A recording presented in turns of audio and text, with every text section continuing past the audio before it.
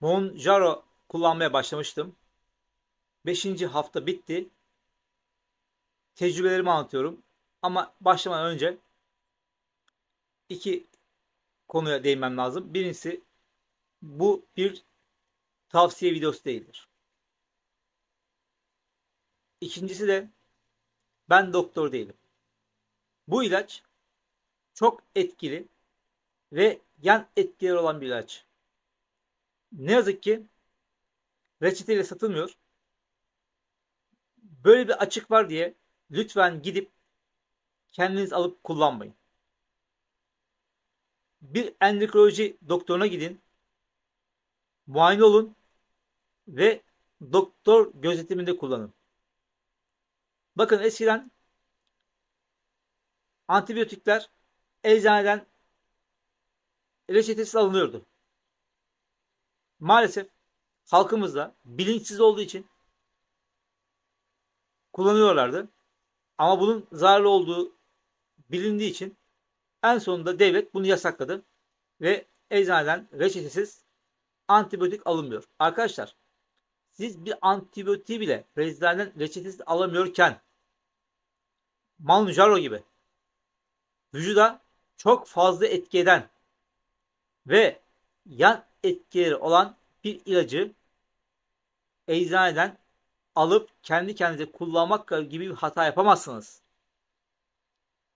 Şu an bu videoyu izliyorsanız siz internet kullanan o zeka düzeyinde bir insansınız.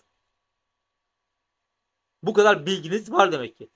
Bu kadar bilginiz varsa lütfen bu kadar etkili bir ilacı da, bu kadar çok yan etkisi olan bir ilacı da kendi kendinize alıp kullanmaya kalkmayın.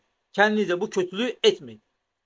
Şimdi ben geçen bölümde bir hata ettim. Hata şu: bugün 2,5 miligramlık vuruldum dedim.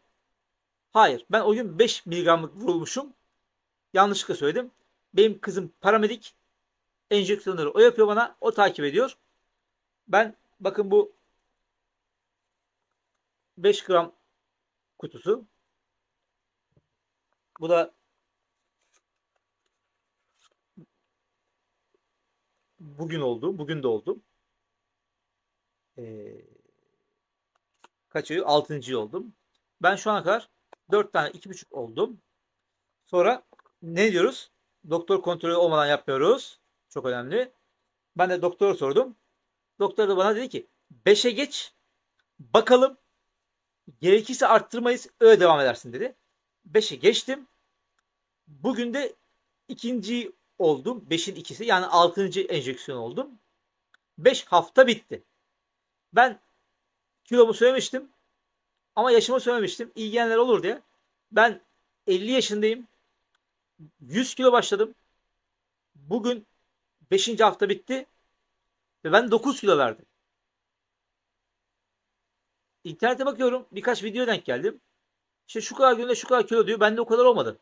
Yani benim o hesaba göre şu an en az 12,5 vermiş olmam lazım diye hesapladım ben.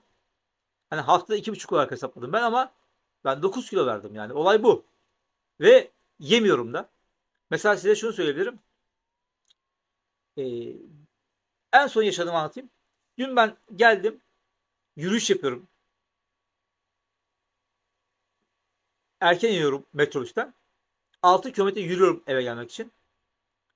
Geldim, yorgundum. Hafif açlık var gibiydi böyle. Hafif, yani bir şey yersem yerim, böyle o kadar. Yorgundum. Ve yorgunlukla istifade ettim. Ve işlerimi halledip yattım. Sabah kalktım. Hiç açlık yok. Yani demiştim size, ben çay içerken yanına böyle birkaç tane kuru yemiş atıyorum diye. Onu zorla yedim. Hiç açlık yok. Öğle yemeğine gittim. Sıfır açlık var. Sıfır açlık var. Akşam eve geldim. Bu akşam bir tabak çorba içtim. Sıfır açlık var. Acıktığımdan içmedim yani. Ama hiç mi acıkmıyorum? Şunu da söyleyeyim. İlginç bir şekilde bu süreç boyunca 3 kere acıktım. Açlık hissettim 3 defa. Ne yaptım? Birinde kabak şekeri yedim. Birinde yoğurtla yulaf yedim.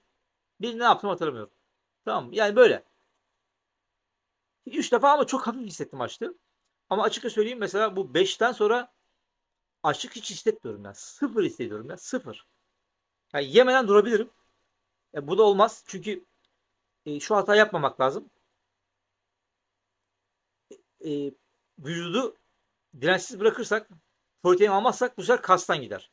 Şimdi ben sizinle bu hafta şu bilgiyi verdim. 100 kilo başladım. 5 hafta bitti. E, 9 kilo verdim. Bir konuyu konuşmak istiyorum. Bu bana gelen bir soru. Arkadaşımdan gelen bir soru. Arkadaşıma tavsiye ettim ben. Dedi ki, şimdi ben bu arkadaşımı hem şekeri var hem kilolu.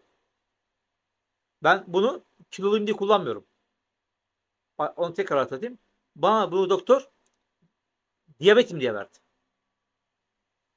Diyabetim diye verdi. Ben bunu diyabet için kullanıyorum ama bunun kilo verme özelliğini kullanıp avantajı çeviriyorum. Şöyle. Arkadaşımın sorduğu soru şu. Dedi ki, kullandıktan sonra tekrar kilo alırsam. Ben de ona dedim ki, sence ben bunu hiç düşünmemiş olabilir miyim?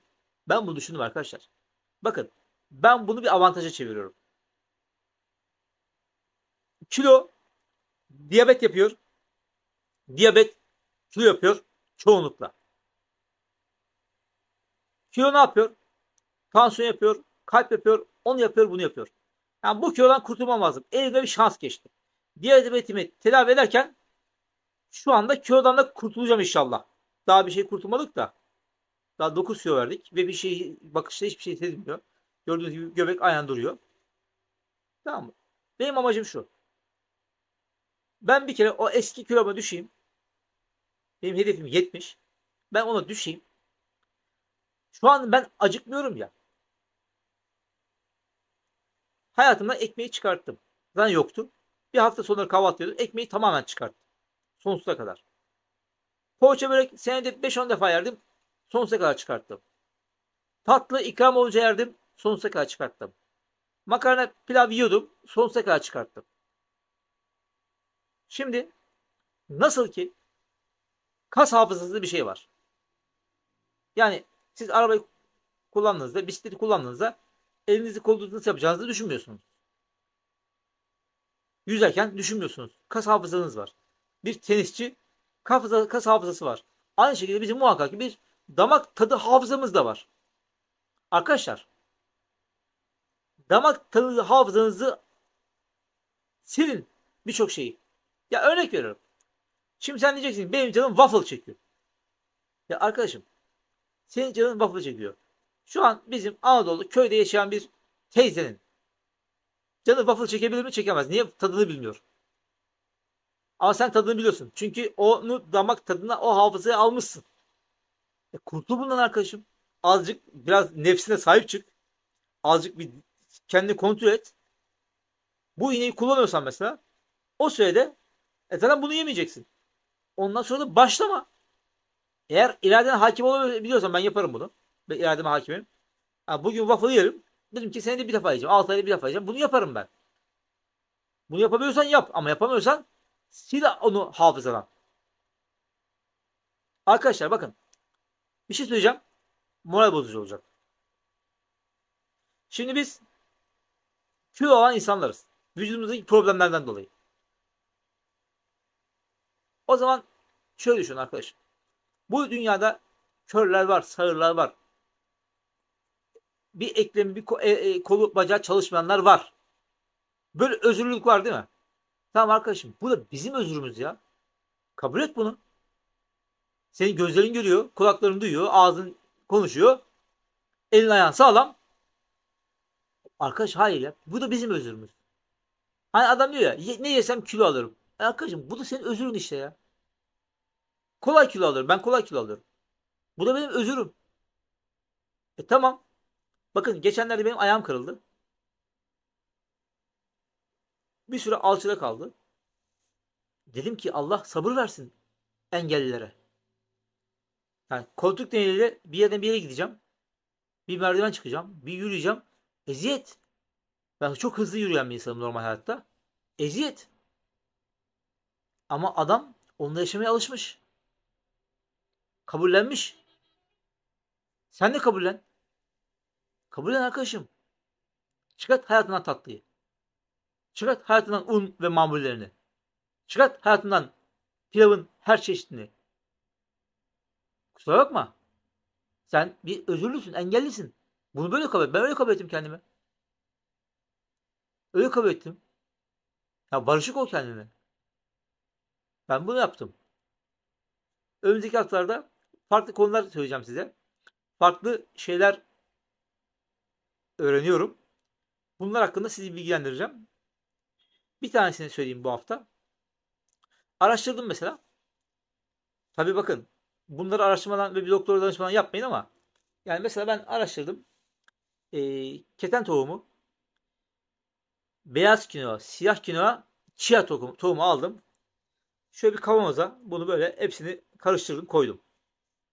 Bunu da iş yerine götürdüm. Bundan iş yerinde 2 tane var. Böyle 3 tane aldım. Bunu size göstermek için evde bıraktım. Haftada 3 gün salata yerken salataya atıyorum. Bunu haftada 7 gün yapmıyorum. Bu ne kadar faydalı da olsa her şeyin fazlası zarar mantığıyla gidiyorum. Bunları keten tohumu, chia tohumu, beyaz kinoa, siyah kinoa, bunları karıştırdım. Bunu salatama serpiyorum. Bunun da faydası var, çok faydası. Kendime böyle destek oluyorum. Yani böyle bir sürü tuşa basıyorum. Başka tuşlar da var. Basıyorum ve basacağım. Onları da anlatacağım. Burada bırakalım.